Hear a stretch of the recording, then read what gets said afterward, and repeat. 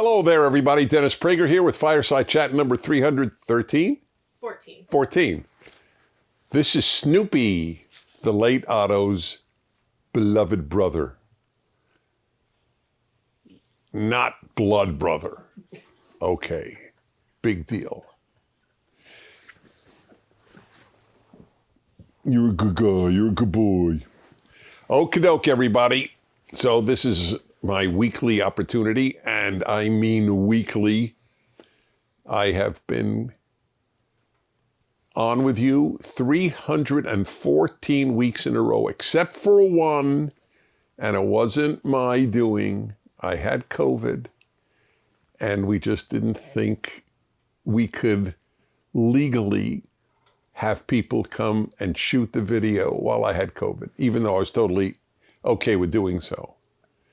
But what about, I had COVID twice, Megan. How did that happen? How did we do it the first time? It was just a perfect kind of... The days worked out perfectly. Yeah. And it almost worked out. And by the way, just for the record, they would have been happy to come, but I could only imagine the headlines. Dennis Prager has COVID, insists PragerU staff come to his home to video his fireside chat. I could just see that. By the second time, they had shortened the quarantine. By the second time, they shortened the quarantine, but apparently I had it right before. Otherwise, they would have come. It was within the quarantine period, obviously. No, the first time, not the second. Oh, the first? Yeah, okay. Anyway, my only point is I haven't missed a week in 313 weeks except for that one. So it's great to be with you. This is my chance to share thoughts I have with you. It's a very interesting issue. Can I fully wrap my head around the fact that people around the world are watching this? And it's a great example of where you can know something intellectually, but still not fully grasp it. It's very much, I'll tell you, I mean, this will sound dark, but it's not dark. Young people know, every young person knows they'll die one day, but they don't really grasp it. And that's the way we're built, and that's fine. It's not here or there. So the fact that one knows something is not the same as fully grasping it. I could think of so many examples. This is the way my brain works. That's why I go off on tangents so often. Like, there are women, this is a fascinating subject, women and their self-perception of their looks. There are many attractive women who know that people believe they're attractive, but they don't. They have not grasped it. It's not an uncommon thing in life. Anyway, hello to you wherever you are in the world. So PragerU has put out a documentary that we made. And by the way, I just, for the record, and I'm saying this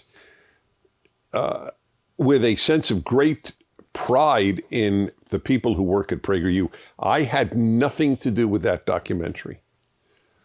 Nothing. The first time I saw it was when it was already done and up on the internet. And by the way, I have to admit, given the sensitivity of the subject, I was wondering, oh God, I didn't see any of this. It didn't work out. It worked out great.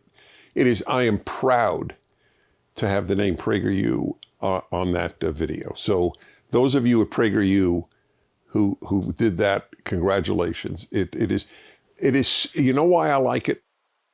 It's not emotional. It's sophisticated.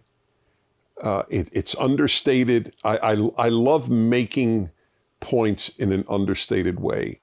It doesn't yell at anybody. It is not angry at anybody. And it just presents something that people need to understand.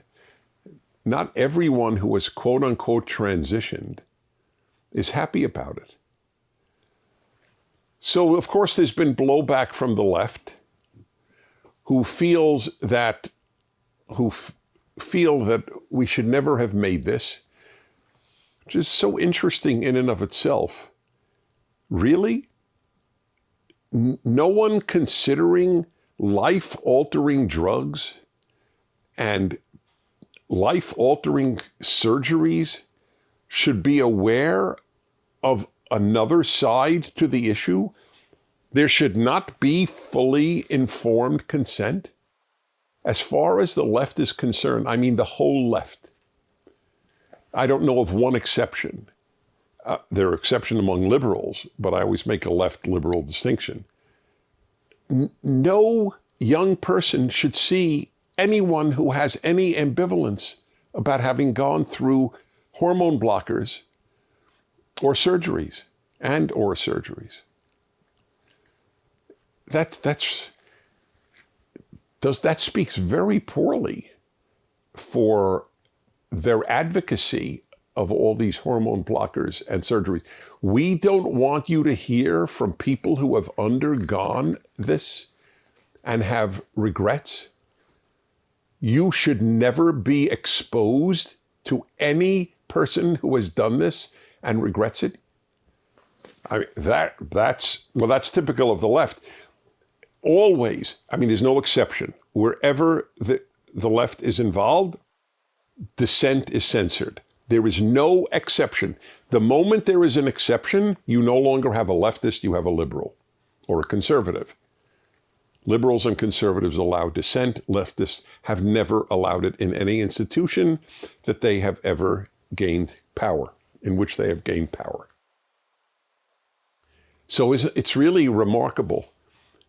It's like, let's say, here's another example, which I know I very rarely reference because it's so emotionally driven on both sides that I just generally don't use it as a reference, but it's fair to use it. So let me remind you at this point that the rest of this Fireside Chat is at PragerU.com. We, unfortunately, don't fully trust social media, and they may easily decide one day we're pulling the plug on PragerU, or at least on the Fireside Chat, and then you won't know where to go. So we're trying to get you sort of in the habit of watching the Fireside Chat from PragerU.com each week. By the way, there's a PragerU app, which makes it really, really simple, and that's gotten at PragerU.com. So we're continuing the rest of this Fireside Chat at PragerU.com. See you there.